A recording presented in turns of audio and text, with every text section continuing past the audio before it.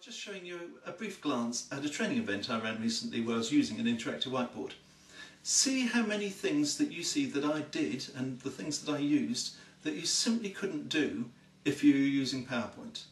And begin to think about why would I want to do it that way instead of PowerPoint.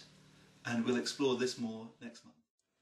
Here's supposed to be a representation of you, and we have here the outside world and the inside world, and between them there are certain filters. Now we notice things with our ears, eyes, the five senses, and some of those things, when we perceive them in whatever way we do, we notice them. And some things, they just disappear. We are maybe unconsciously aware of them, but we just don't notice them consciously because they're filtered out. If we didn't do this, we'd be overwhelmed by information all the time. And what's interesting is actually we are quite consistent in the things that we filter for or the things that we filter out. And so if we can get some idea of what's going on here,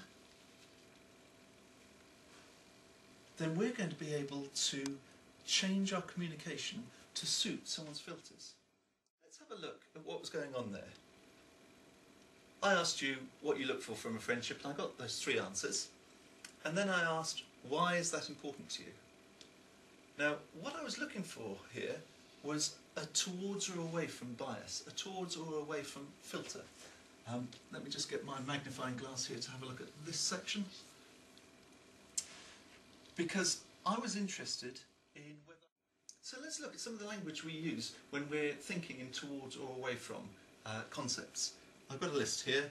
On this side we've got away from, on that side we've got towards, and don't like obviously belongs here. We want to avoid is away from. Like is obviously something that's towards, and want and hope and love, and dread would go over here. And there's some interesting words like seek